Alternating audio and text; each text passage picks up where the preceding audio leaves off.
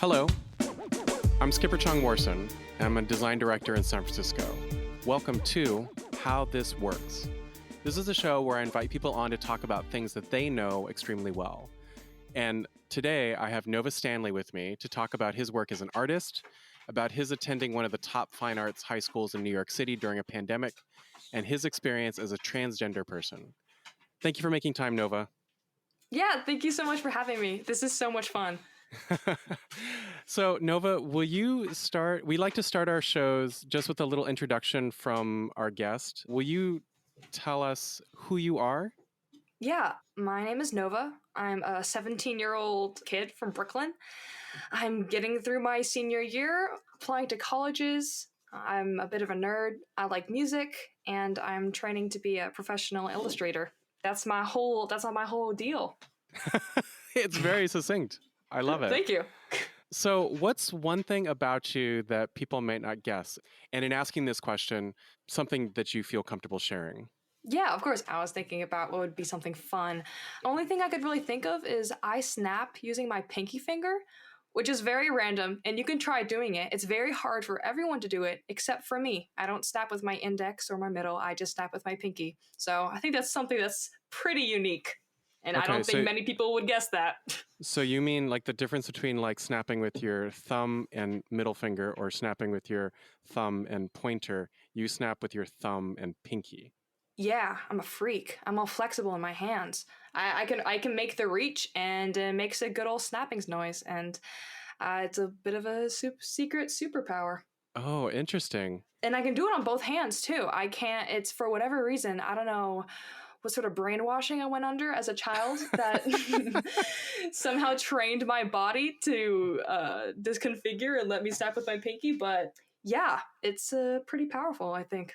I wonder if it's another thing we can attribute to the New York State water. Yeah, all them dang drugs they putting in the water. They're making kids snap with their pinkies now. That's right.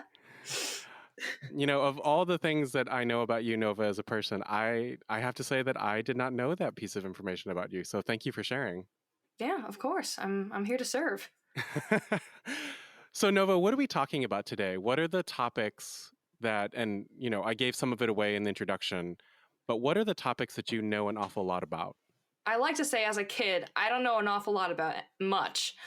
But the things that I know more than most people do is art, music, Gen Z culture, the LGBTQ community, and some niche internet communities. I think those are my specialties. Okay.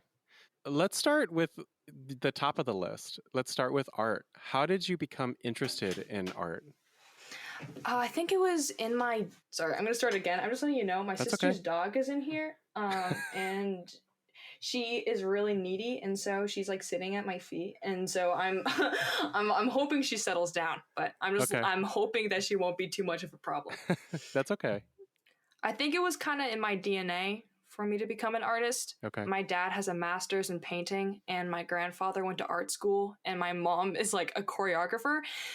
So, and my uncle is also a painter, and my grandmother also paints for fun. Both of my grandmothers paint for fun. I could not have been anything else, honestly. This was the... Obviously, I went into art under my own willing. I'm not being forced into this or held at ransom, but it was meant to be, looking at my family history. Well, if you were being held for ransom, like I would ask that you knock twice, and I would send. I'll snap twice help. With my pinky finger. That's right. Snap twice with your pinky finger. That's good. So you're surrounded by art. There are many people in your family that engage in a variety of different kinds of art. Why did you pick visual art? I think it was the kind of thing where, like every kid ever, I was just a really avid artist, and I drew a ton, and it was my comfort thing, and it was always there for me no matter how hard any of my other interests got. Art was always very reliable for me in that sense. So it was easy for me to lean on and easy for me to invest time into, which therefore made it easier for me to improve. And it's at this point, it's the most pleasurable thing I can invest my time in. It could have been a lot of other things. my mom's a dancer, and I did dance classes for a while when I was younger, and I did violin lessons for 8 years. Mm, But nothing was as comforting and as familiar to me as visual art. okay. So I heard you talk about how it's dependable. It's something that you can rely on, Hmm. and how through the act of making art, you can also see your improvement and the ways in which you level up. Yeah, that's the cool thing about art is that it's really. I bet that everyone can say this for like every art form that's out there, but I feel like in art, it's really easy to look back and be like, look at me now. Look at me now. I can't believe I used to be there and now I'm here. This is fantastic. It's like present tense amnesia. I guess. I like that. I Yeah. never thought of it like that. That's cool. So when you have it in your mind to sit down and start drawing something, how does that start for you? Do you get inspiration from nature? You talked about music, you talked about being part of some niche communities. Are those sources of inspiration for you when you're sitting down to start making something? I get most of my inspiration from the content I absorb. Okay. As a city kid, I'm currently surrounded by nature for most of quarantine, which we can get Mhm. into later. Yep. And so I'm not used to pulling my inspiration from nature. So Okay. instead, I've kind of just thrown myself into whatever content I can, whether that be podcasts, books, TV shows, etc., to really fuel my creative juices. Okay. For example, right now I'm looking at a set of thumbnails that I have planned that are each of them are actually inspired directly from all of the different contents that I've gotten into over quarantine, which is it's funny, I have this right in front of me. Okay. But I also pull a lot of my inspiration from my family and my sisters especially and Yeah. watching them grow up since the youngest of my sisters are 4 turning 5 and the eldest is 10, so Yeah. just watching them grow up in front of me is also just extremely inspiring, and I carry a lot of that into my art, I believe. Hmm. And once I get my inspiration, right now I'm building a concentration on pieces inspired by specific emotions. So I Okay. try to narrow down exactly what I'm trying to illustrate to make it easier for myself.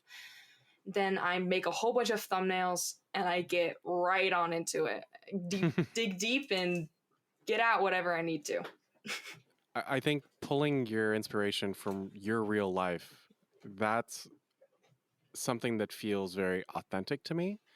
And I applaud you for doing that because I think that for some people, art can be an escape, whatever that art form is.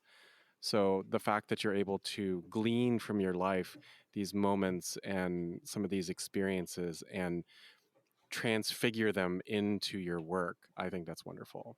Thank you. It's a little bit hard, especially right now when there's not actually a lot going on. But the less that goes on out in the world, the more that kind of goes on in my own head and in our house, as it seems. So it at the same time, it's kind of there's a void that there used to be a lot more I'd be inspired by just from the city around me and my Mm, social life and my friends, and that's lacking. So instead, I have what's on hand instead, sure, which is everyone that's trapped in this house with me. sure. So one of the questions that I had sent over to you was around what's different in your world from this year to last year. So it sounds to me like your sources of inspiration that you had maybe a year ago are slightly different than the ones that you have now because of the kinetic and busy nature of the city, lots of information, lots of media. It sounds like some of that is the tempo has changed for you. Yeah, it definitely has, and it's been a bit of an adjustment. As I said before, I'm a city kid. I mean, Yeah, raised in Brooklyn, and my school is in Manhattan. I used to be surrounded by the city every day, taking the yeah, subway basically like an hour and a half, mm, walking through Midtown Manhattan, walking through my own neighborhood, and yeah, being around that constant sort of distant community. mm, It definitely has a different vibe where I've been staying upstate with my family since March. since Yeah. March 13th, when quarantine Yeah. broke out. We've been up here since then. Yeah. I mean, I can walk in two directions, and neither of them leads to anywhere in particular. It's just me and the road and the trees, Yeah. and that's it. So it's definitely a bit of an adjustment going from living in a sensory overload Yeah. to living in literally the middle of nowhere. It's been tricky, but I think I've gotten used to it, and I think that I'm making the best out of it now. Yeah. Have you seen the movie Soul yet? Yes, I have the Yeah. art book. Oh my god, the first time I saw it, I cried. Yeah. That really hit me hard. I love that movie. When you were describing sort of the difference between walking out your front door in upstate versus even your journey just to get to school in the city, it reminds me of that scene, and hopefully this doesn't give anything away from anyone, when Joe Gardner has switched bodies with 22, and 22 for the first time is walking out into New York City from the hospital Yeah, and and it's so doesn't know what chaotic. to make of the light, the sounds, everything they're seeing, things they're smelling, cars, people, etc. It's an overload, right? Yeah, it is. And it's funny because whenever I go back to the city, a part of me feels that. Like, I feel that sense of overwhelming.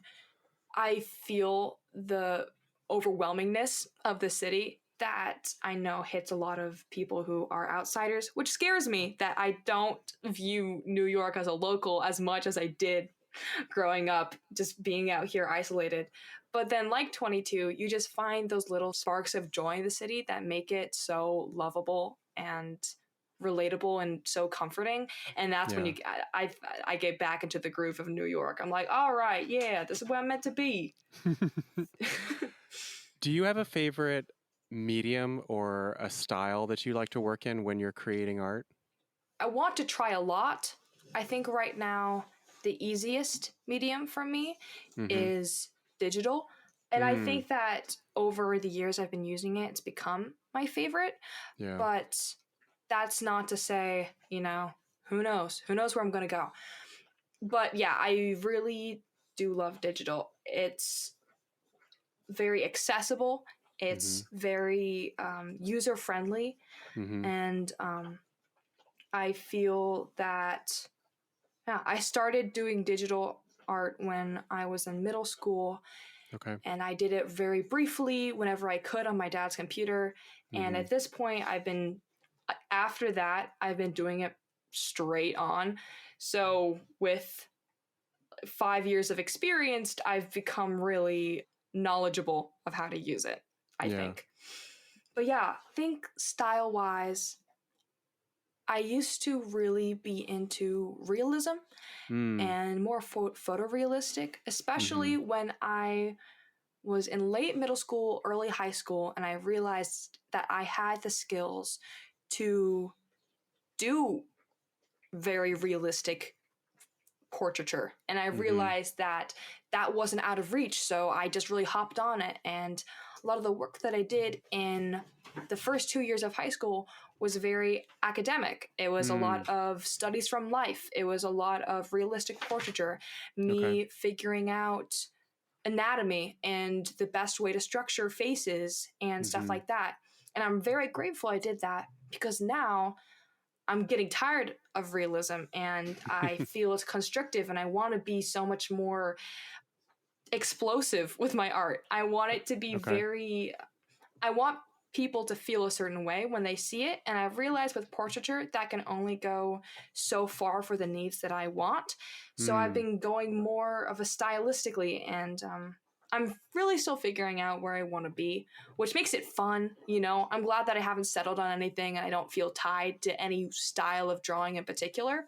So I Yeah. feel that freedom to explore around with my colors and my line work and my medium choice and with my concepts and who I choose to draw, is it Mm-hmm. gives me a lot more freedom that I think every young artist needs. And every old artist too. Everyone needs that freedom.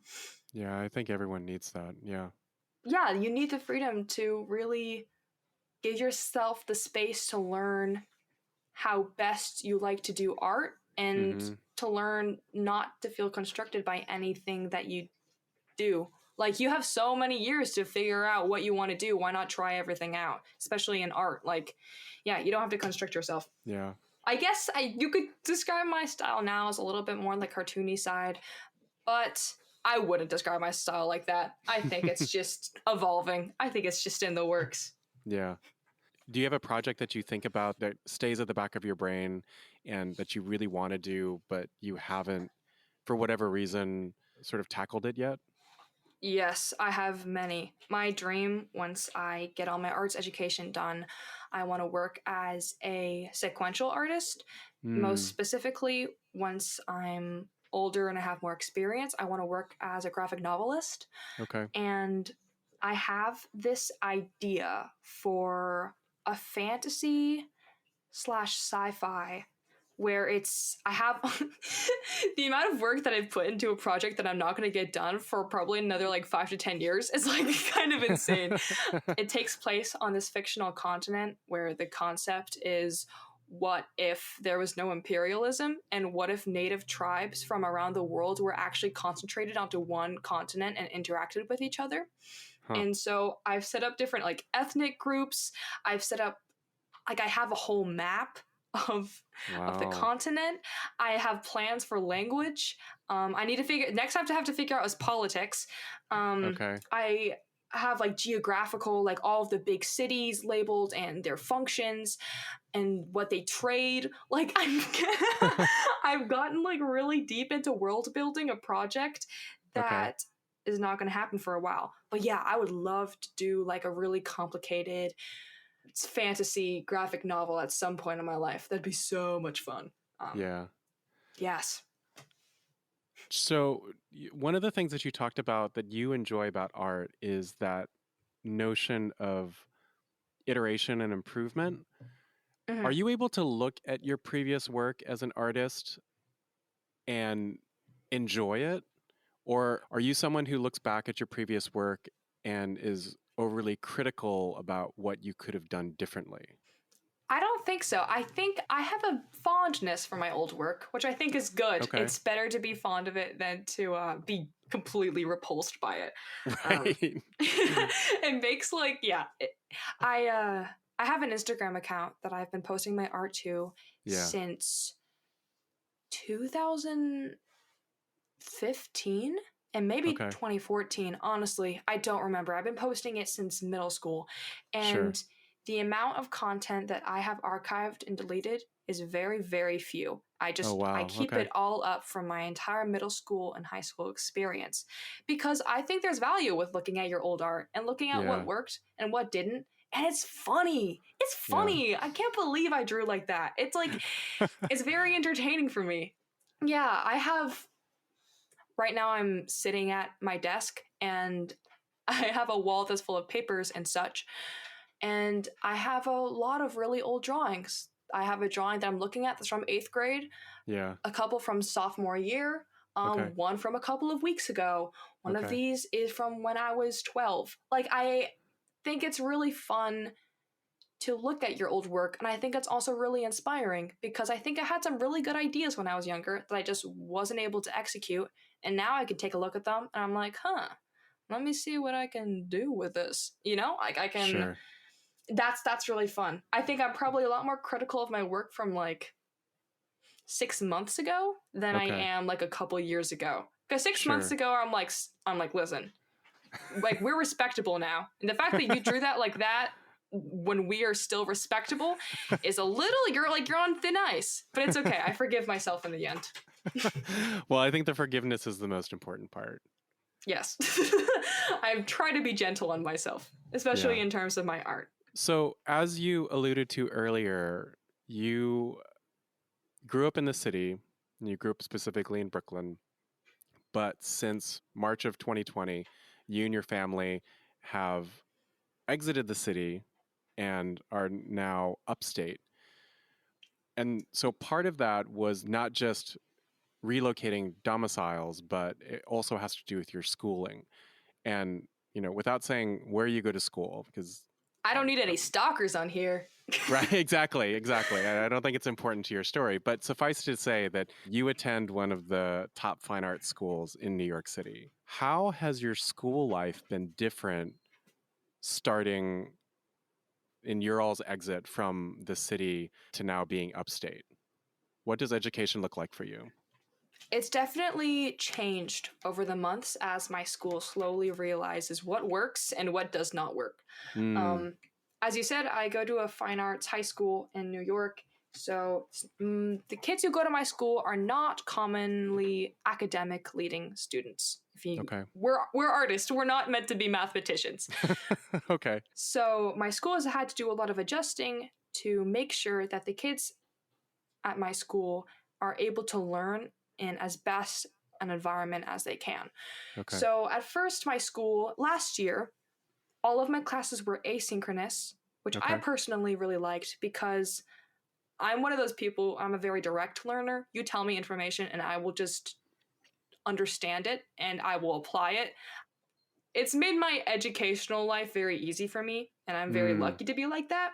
mm-hmm. So I was completely fine with the asynchronous learning, and it really, really worked out for me. But for most kids at my school, it did not. So Okay. starting in this new year, I'm stuck in Zoom classes from 8:30 to 2:20. I am just pretty much straight. I'm sitting in front of a screen, Okay. which isn't cute to say the least, but it's nice. You feel that sense of community that you get in classes, Okay. and it's nice to hear the teachers' voices, and it's Yeah. helpful when trying to learn new information.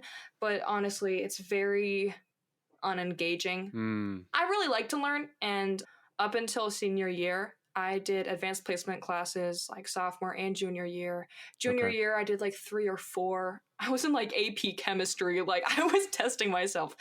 But this year, I was like, it's my senior year and I'm in Yeah. quarantine. If I have to Right. take a single difficult class, I'm literally gonna pass out. Like I could not. I genuinely could not. So Okay. I got myself out of my math class. I'm a teaching Okay. assistant instead. I am taking a fun but easy science class, Okay. and I'm not taking any APs, which was nice in the beginning. But Okay. now I am terribly bored.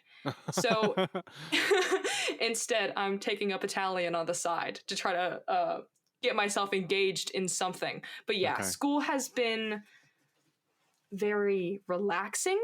That's not a word that should be applied to school, I think. Mm, I believe in having a lax environment, but personally, for me, school is very boring. mm. Which it sucks, but I get to call my friends during class just because we're doing absolutely nothing. That's nice. that feels good. I'm able to do Yeah. the things I like during school because no one cares anymore. That's nice. Oh. I beat Zelda Breath of the Wild while in school. Like that's how relaxing school has been. It's yeah, that's I think that's pretty good at explaining what my school environment has been. That's a pretty succinct sum up, I think. Yeah. So the notion of doing your school asynchronously last semester, and the idea is that you were given assignments, but you weren't necessarily required to be on camera, like in attendance, quote unquote, for a certain period of time. It was the idea that you would do your work and you would turn it in, and that would be proof of engagement and learning. Whereas now you're in front of the camera from 8 o'clock to 2:20, and that's the nature of school this semester. Yeah. I mean this year, I mean I'm in my I don't know what semester I'm in now, but yeah, it's just if you think I have any if you think I'm tracking school at all, you are misled. Um which is different than it was last year for you. When you were going to school in person, school was a different yeah. experience. Okay. Yeah, it was fun. It was, I mean, it's high school. I mean, how fun can it be? But it was still engaging. And that's what Okay. was different. And I still felt obligated to do all my work and hand it in on time because there'd be Okay. a teacher standing in front of me and like Mm, tapping their shoe impatiently if I didn't. You know, having that support system that school gave was fantastic. And I miss it. When I go to college next year, I'm hoping that I can go there in person and I can regain some of that school experience, because I'm really lacking in the classic school experience department right now, because I got no prom. Mm. I'm getting my senior pictures taken next month, Okay. which I guess is something, but it's gonna be weird. I can tell it's gonna be weird. I wonder if they're gonna be taking a picture on mask on or mask off. Um, Ah. I'm not gonna have a graduation. It's just, Okay. like the senior year things. It'd be cool if I could get some of that. Yeah. But at this point, I'm like, I'm not asking for much. Just asking to get my diploma Okay. and go. That's it. So, as a follow-up question, you're graduating in May or June, right? Yeah, late June. New York public Late schools June. go late for whatever reason. It's Okay. depressing, but that's okay. That's a me problem. Keep on going. Right. Okay. So you graduate in late June. What are your plans for school? You talked about the notion of going to university, and your desire would be for those encounters to be at least hybrid in nature, if not Hmm. totally in person, because you feel like that's more compelling and you get more satisfaction and enjoyment out of it. Yeah, I mean, obviously, my first number one thing I want is to be healthy and to be safe and etc. But to put it very plainly, I am very tired of the school away from school experience, and I would Yeah. very much like to end my learning on a good note. And Sure. Finish strong. yeah, yeah. I just finished applying to colleges and I'm getting my first acceptances in right now. Congratulations. Yeah, thank you. It certainly is wild. I got into SVA with a pretty hefty scholarship, which is That's fantastic. fantastic. SVA is a Yeah, great school. I know. I'm pumped, and I also just got into the Savannah College of Art and Design. Oh. Yeah, my main schools are RISD, Mm-hmm. Rhode Island School of Design, and then MICA, Maryland Institute College of Art. Those are Yeah. my two top ones. So Okay. I want to stay on the East Coast, Okay. but I also want to see like what's outside of New York just a little bit. Sure. I love my city so much, but I also think that it can be really important for you to get away from home for Yeah. college. Yeah. So I'm sticking to like a 4 or 5 hour radius of New York, Mm-hmm. or like I also have family in California, so I'm also looking at some colleges out there. Okay. Something silly. Can I be honest with you though about Yeah. SCAD? Yeah. You don't have to submit a portfolio to get in. I didn't submit Really? my portfolio and I got in. I don't know. I don't get it. It's like a lottery. I don't even know if I submitted my grades. Huh. That's the thing. It's very suspicious to me. I'm going to be submitting my portfolio to see if I can get any scholarships, Okay. but I'm sleeping with one eye open just in case God decides to pull some funny business on me. That's interesting. I would have thought that SCAD would have had a portfolio requirement to get in, but Yeah, but that's kind of that's a bold move of you not to require the portfolio, guys. I Kind of do weird. wonder if that's maybe a reaction to what's going on right now, because I've worked with people who went to SCAD, and while we didn't expressly talk about did they submit a portfolio to get in or didn't they submit a portfolio, but I would have imagined that that would be a talking point. So I wonder Yeah, if it's something they're doing right now versus something that they've always done. yeah, definitely. I want to hear the explanation. I'm very curious. I want SCAD to know that I got in because I work hard, not just Yeah, because they were like, "Oh, you look cool. I like your name. Get you in here." right. Yeah. So that tells me a story though that you did have a portfolio ready to apply to schools. How did you Hmm. go about making that portfolio? I am very lucky to go to a visual arts high school that Yeah. has me making finished pieces for homework, and to also be the kind of person who can't stop drawing at home as well. Yeah. So finding pieces was very easy because I would look at all the technical pieces that I did at school, and then I Yeah. looked at all of the creative pieces I did at home. And Yeah. this past year, we have been doing a sustained investigation for the AP drawing portfolio Hmm. to get some extra AP credits in art. And Yeah. so we've had to create a concentration of pieces that kind of let us show our own creativity and our own passions. So Okay. I've been using a lot of the pieces I've been creating for that portfolio for my Mm, college portfolio. So okay. I'm just using all of my resources. Yeah.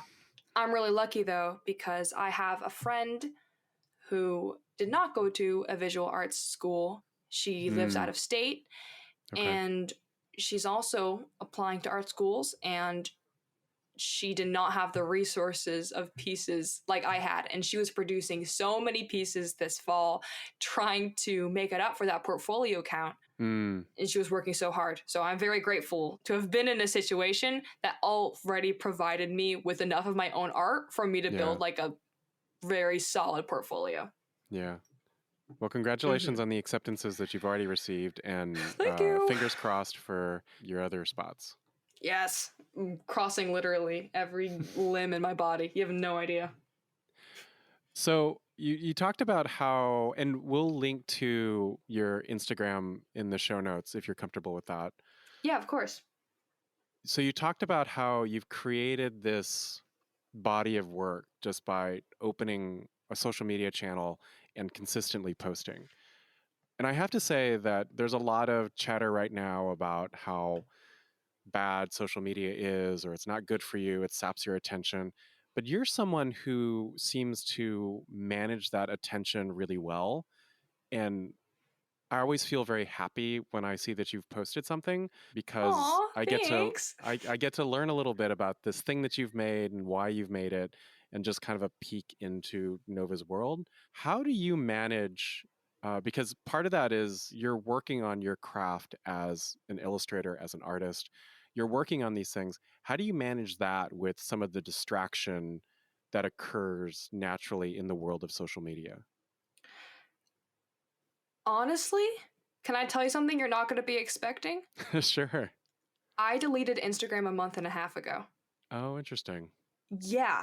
Okay. So I've been on social media, specifically Instagram, for most of all of my adolescence, pretty much, which Okay.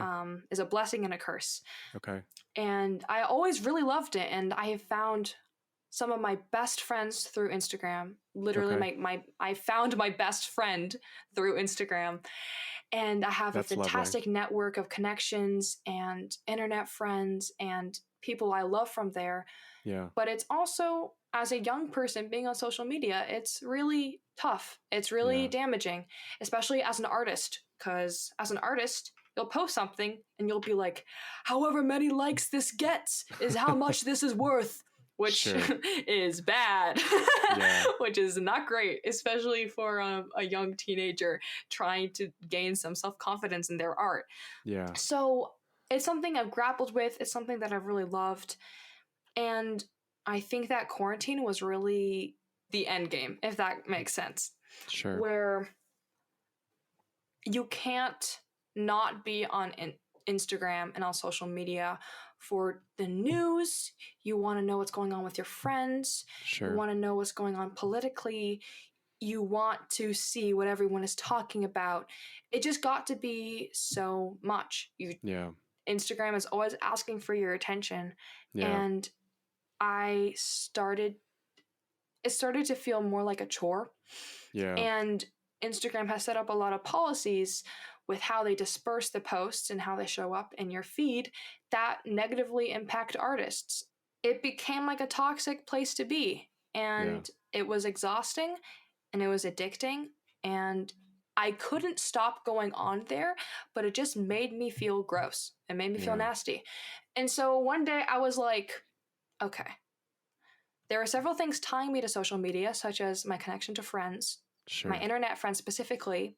That's Mm-hmm. the one thing really tying me to social media. That's it. Okay. But I was like, yeah, how can I get myself out of this? How can I remove myself? So I'm still posting to Instagram. I just Okay. do it through a third party app. Okay.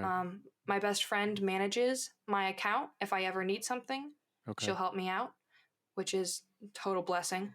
Yeah. And I've been able to distance myself from Instagram, and it feels so good. It feels so good. Like, the one thing I miss out on is like school drama. So like I'll call my friends and I'm like, so what's going on?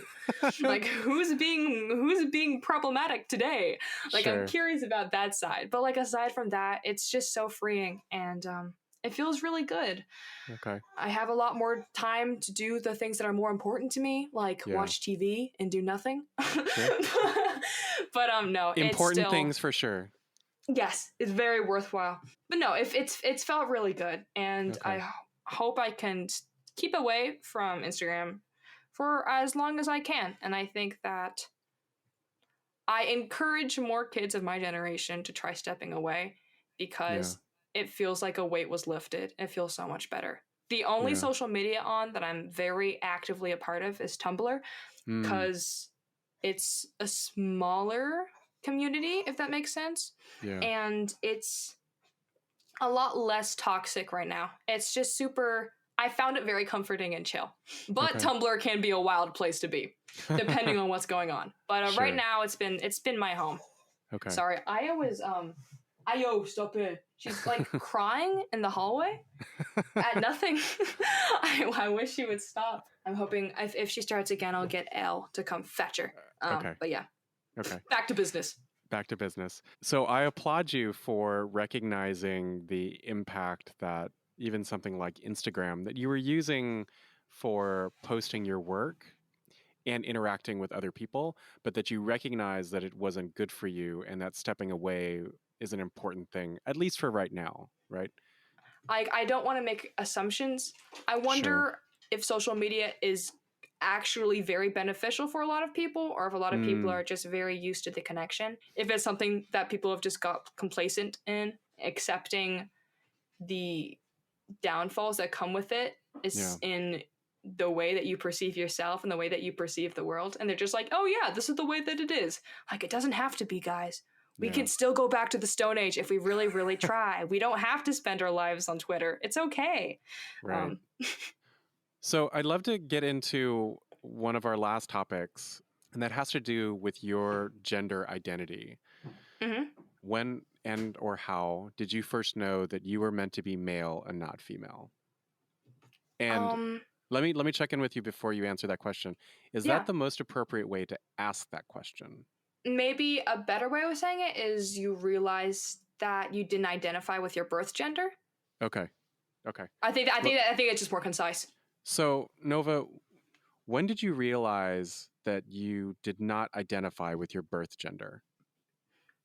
I realized in middle school when I stopped relating to other girls, and I felt a sense of displacement in where I was socially with how I fit in my school. Okay. Because my middle school, it was very much boys versus girls. And I had always kind of felt it, but there came to a certain point where I was like, I do not fit in either of these groups. And it was weird and isolating in my brain. And I didn't come out to my parents until the summer between 8th and 9th grade, or maybe the spring of that year. And then over that year, I got my first chest binder. The year after, I started attending gender therapy, and it was late sophomore year that I realized that I didn't identify as non-binary as I previously assumed, but I identified as transmasculine, or as a trans male. It's definitely been a process, because it wasn't very fast. Some people realize when they're like 4 years old, and that wasn't it for me. There was a lot of hints that came from when I was younger that's like, wow, yeah, I'm definitely trans. I cannot believe that I didn't think that for a very long time. Yeah, it was definitely a bit of a longer process, and I'm probably not done with that process either. We'll see where the winds take me, I guess. Yeah. So you just threw out some terminology there, like the notion of like non-binary or trans male. And I know that there's a fair amount of vocabulary in this world that many people may not be familiar with. Can you break down what are the two differences between someone who's non-binary and someone who's trans male? Yeah, I think that there could be a lot of trans people that may disagree with me on this. Okay, And that's fair. I am not exactly a professor in trans studies, but Sure. but me viewing the trans community from multiple perspectives and talking to other trans friends, Okay. um, this is the information that I've culminated. Okay. So there is a spectrum in transgender identity. You are Okay. either binary or non binary.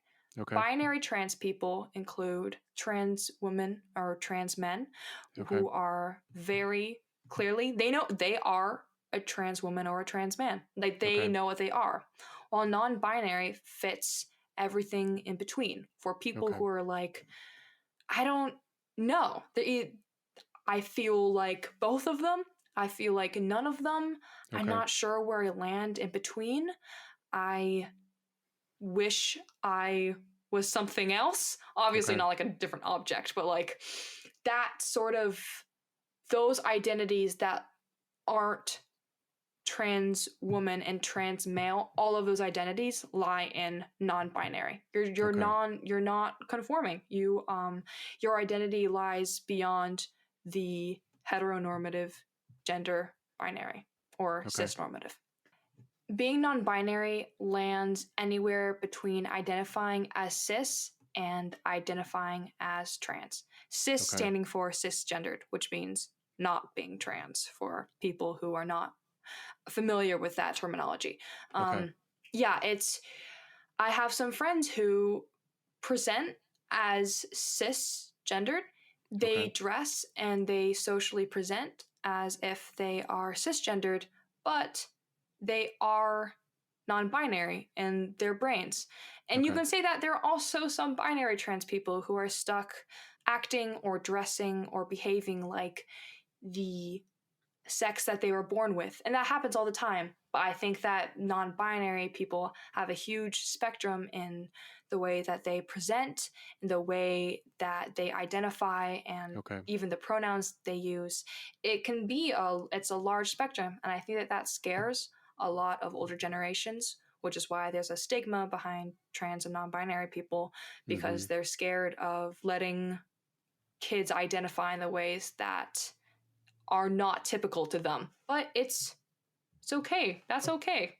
Yeah. I wish there was a better way to resolve that, but like let these teenagers identify as whatever they want. Let these adults identify as whatever they want. There's even, Sure. like senior citizens who are like, I'm non-binary. And I'm like, you are so sick. You are so cool. I'm so glad that there are people out there like you. So, what are some of the things that, since you have been working with this in your life, and now that you know that you are trans male, what are some of the things that you've struggled with along the way? Definitely with expression of gender. As a trans person, something that a lot of trans people feel is something called dysphoria, which Hmm. is that feeling that you are not in the right place.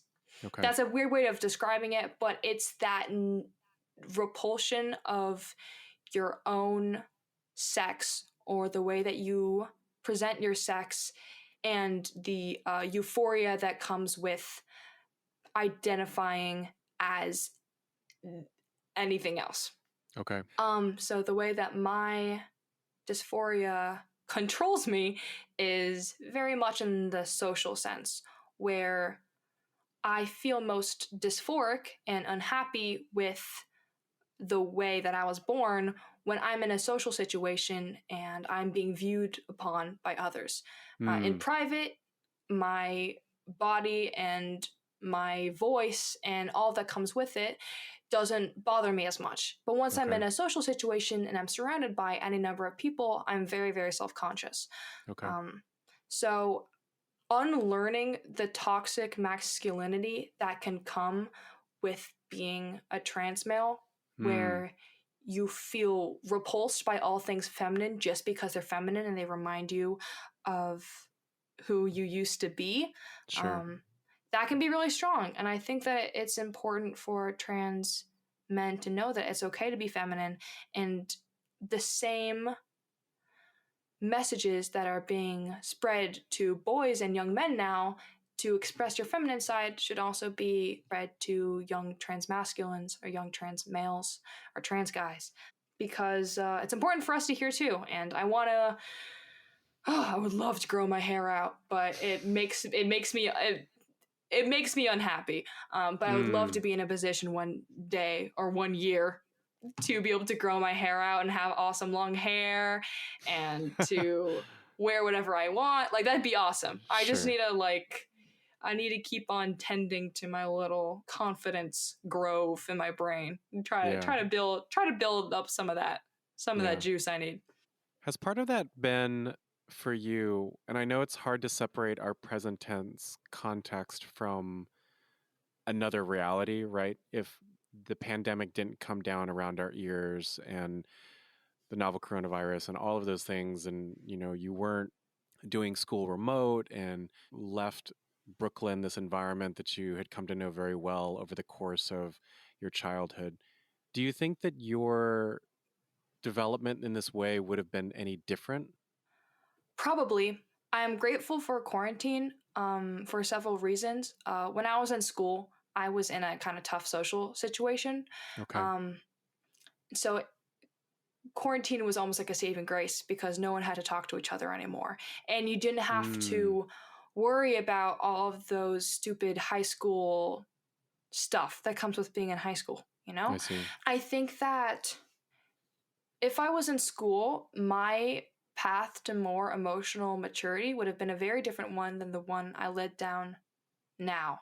Because going through quarantine is a lot of self introspection and learning about yourself and Sure. learning about others through that same way. And I imagine that if I was still in school, I would have the same sense of emotional maturity, but it would have just come around in a very different ways through interacting with others and learning how to resolve conflicts in healthy ways and learning how to get through tough social situations without feeling like you're giving up, Yeah. I would have grown up either way, but the way that I did, I don't know, I'm grateful. Being in quarantine sucks, but there's also a lot of good things that came out of it for me as well. So at the end of the day, I'm happy. I wish these dogs would shut them out. So having the dogs in the background are a reminder that, our lives, many people's lives, not everyone's, but many people's lives exist in these sort of like bottled up ways, right? We're at home, we've got dogs barking around us. And so, if that's the kind of punctuation that we get in our conversation, I think it's all good. Yeah, I live with 5 people and several large animals. This is the way that it goes. Right. Nothing I can control. Yeah. Yeah. So I saw something on your Instagram, and it was a few months ago, about how so many transgender folks have died, attempted suicide, or otherwise suffered. Can you talk a little bit about that? Because I'm not sure that everyone who's listening might be aware of, because we do live in a world where things are different than they were 10, 20, 30 years ago. But there are some things that I don't think are changing as quickly as some people might like. And I think some of the ways in which transgender folks have been treated might be one of those places. So can you talk a little bit more about that? Yeah.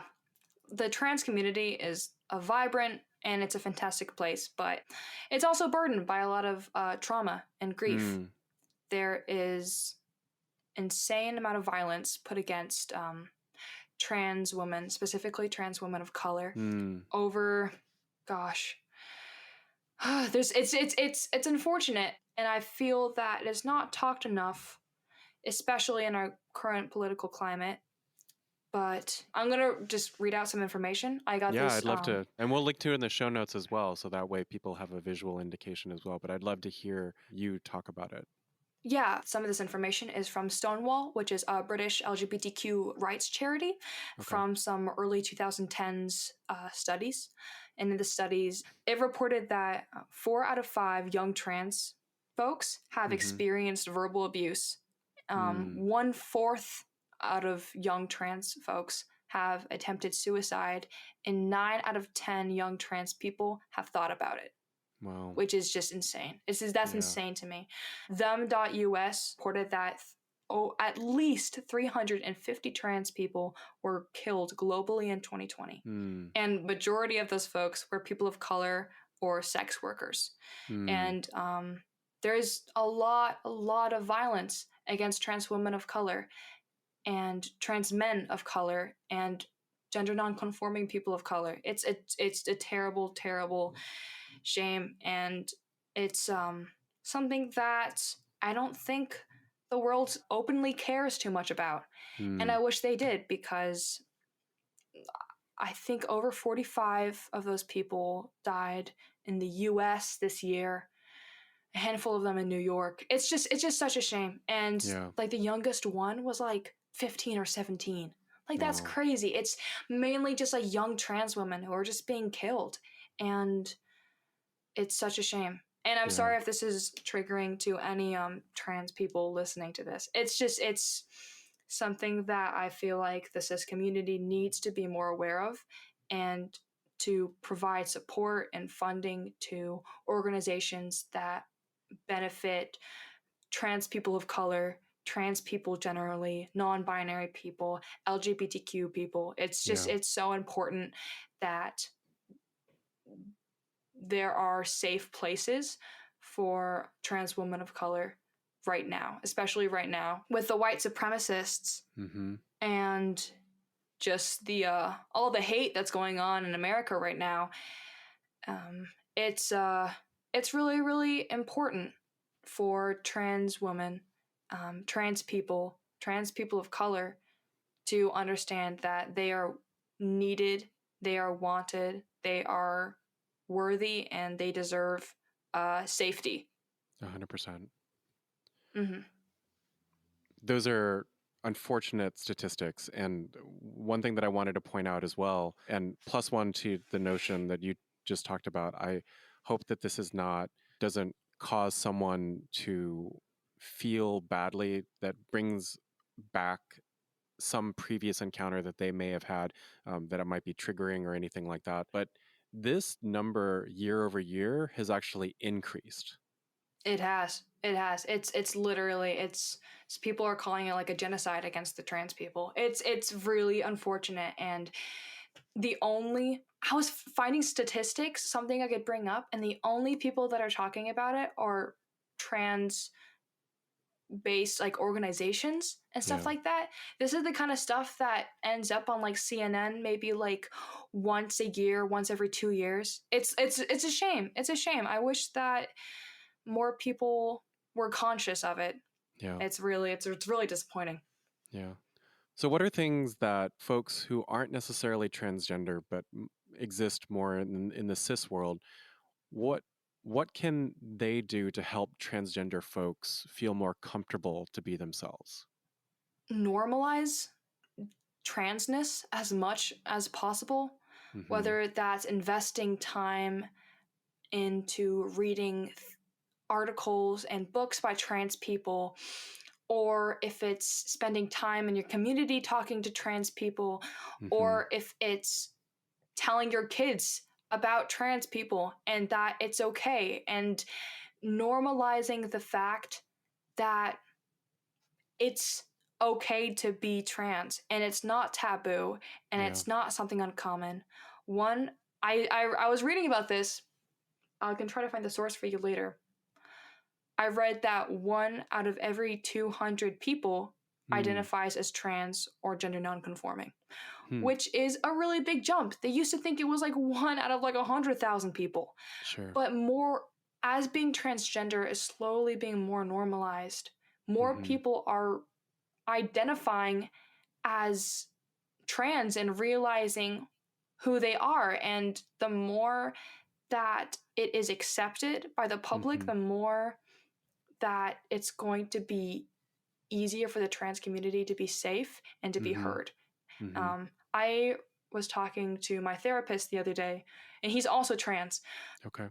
And we were talking, and I was like, I have never read a book or watched a movie or watched a show that had a protagonist that was like me, especially in books. You can try to find like any books about transmasculine youth or just transmasculine people as the center. It's very, very difficult, and it's a shame. I've never felt fully represented in work like that, and I can't even imagine how harder that is for trans people of color. Even less representation. Sure. It's just fully a shame, and I think it's very important to uplift trans voices, trans people of color voices, non-binary voices, and to show people that we're people too, and we have important things to say, and this isn't as small as a community as you think. And you may know people who are trans. You may have passed them in the street. You may have ordered your coffee from them, and you may have not even known. Yeah. And that's okay. Trans people don't owe you any sort of explanation for how they transition and their process and such, etc. Yeah. I was looking up information, and I looked up how many trans people, and then I was looking at the Google search results. Okay. And instead of the results being how many trans artists are out there, or like how many trans people do this, do that, the two immediate searches underneath were how many trans people detransition. That was it. People only care about trans stories often when it turns out that they were actually cis. A lot of people want to hear about the trans people who realized that this wasn't the path for them and they detransitioned and now identify as their birth sex. And those stories come first. And it's extremely alienating as a trans person to have found your identity and the community around you, the cis community, only seems interested in putting doubt in your identity and being like, well, what if you're faking it? What if you detransition, you know? What if you're wrong? It's a very wild thing. And I think that the cis community really focuses on it a lot instead of actually reading and uplifting the stories of trans people and their identity, because there's so many more trans people who are stable and happy in their identities than there are trans people who have detransitioned. That's a really good point. I definitely haven't paid attention to that because that's not something that I have searched for on the internet at large. But that's a very telling detail if some of those quick autofill results are about how someone may detransition. There's something very powerful in that, and I'm not exactly sure what it is, but I think that you encapsulated it really well. I mean, when you're a young trans person, all you can really think about is, what if I'm faking it, you know? It's not exactly making you feel very better real? If that's like the main search result. You're just like, Jesus, okay. Yeah.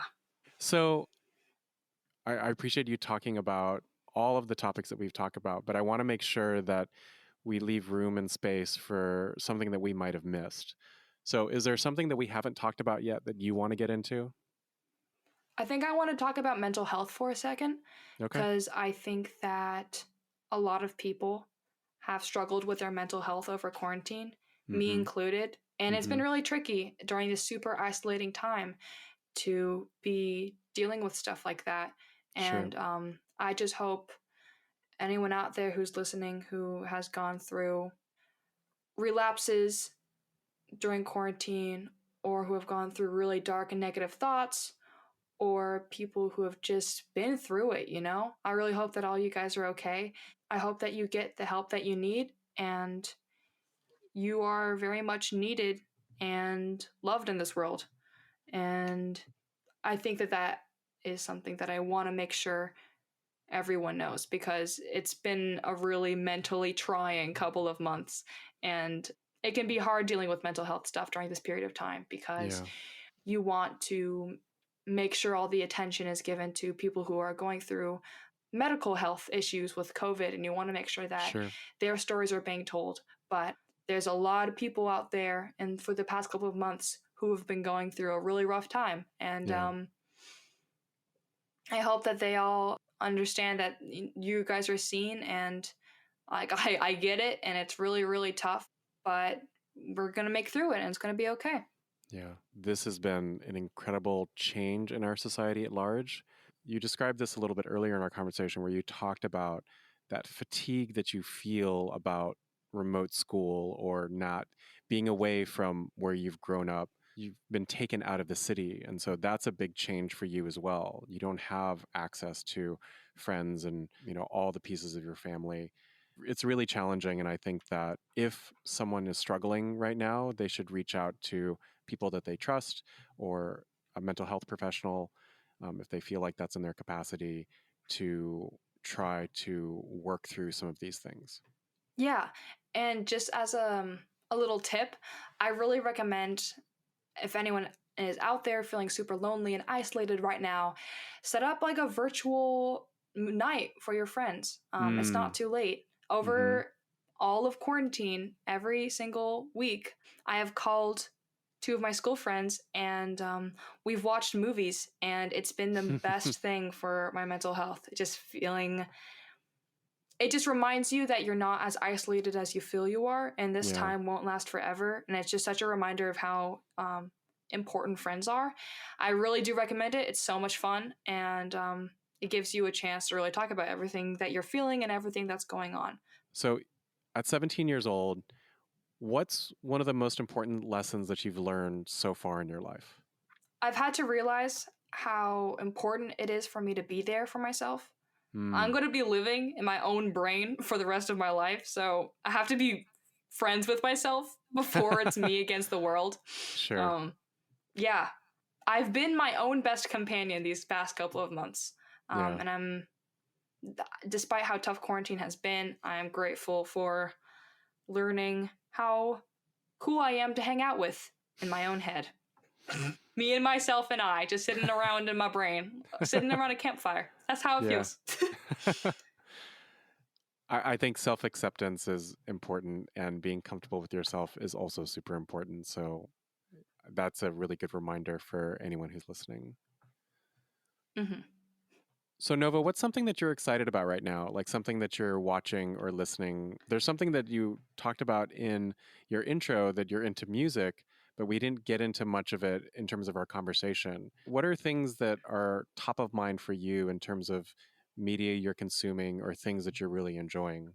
I have been binging the show Criminal Minds for the past 2 months. I started in late November, and now I'm on season 12. So I've been basically 12 seasons. I've basically been averaging a season a week. Okay. There's 15 seasons in total. I'm gonna have to get like a Hulu 1 month free thing so I can see the last couple of seasons, but it's gonna be worth it. I've been completely obsessed. Okay. I've also, over quarantine, I have been a huge podcast listener, which makes this so much fun for me. My two favorite podcasts are My Brother and Me by the McElroy brothers, which is a comedy podcast where they take users' questions and answer it. And it is so funny. It is my favorite thing. A new episode comes out every week, and it is literally my comfort of all comforts. I love them a lot. And there's so many episodes. I'm getting through them all. I play video games and I listen to them. I wash the dishes and I listen to them. I cook and I listen to them. Literally, it's the McElroys run my life. And another podcast that I'm into is very different. It is the horror anthology podcast called The Magnus Archives. Okay. And it is so good. If anyone wants that good old British library feeling, I've been absolutely obsessed with it since this summer. Listened to it multiple times over. It is absolutely fantastic. It's ending soon, so if you want to hop on the train to listen to it, now is the time before it's over. It's like 10 more episodes and it's done. I've turned into such a podcast nut. Well, then I think it's really fitting that we're having this conversation on a podcast then. Yeah, exactly. It's like, this is like a dream come true. I can't believe it. I made it into the podcast world. But music-wise, if anyone wants to know what I'm listening to, my current favorite artist right now is Orla Gartland. who is an Irish Okay. singer. She is coming out with some new music and is fantastic. Another favorite music artist of mine is Dodie, who is a British songwriter. Mm. She follows me on Instagram, so we're basically best friends. No, but her music is absolutely fantastic, and she's been a huge inspiration for me since middle school. Yeah. So if you haven't listened to her, guys, I recommend it. Those have been my my fixations. Okay. And we'll link to them in the show notes so that way people can find it easier in case Yeah, of course. we've lost something in the audio. So, Nova, where can people find out more about you? You can follow me on Instagram if you want to see the art I create. It is very simply, it's Novi Art, which is Noviart. Okay. I'm most active on my Tumblr, which is Stinko Boy, which that's where I just reblog anything I find funny or interesting. Okay. And you can also find my art on Tumblr at Novi Arts. Same thing as Instagram, but with an S at the end. I see. Yeah. Well, thanks again for making time today, Nova. I really enjoyed our conversation. Yeah, thank you so much. This was so fun and awesome. I'm really honored to be here. And thank you for listening to How This Works. This episode was edited and mastered by Troy Lococo. Please subscribe to the show in your favorite podcast app. And while you're there, leave us a review. This is our very first season, and if you could, tell just one other person about the show and why they should listen. You can find How This Works at howthisworks.show. That's 3 words, no dashes. Again, that's howthisworks.show. We're also active in the places where social media happens. I hope that you learned as much from my conversation with Nova as we had in making it. And we'll talk again soon.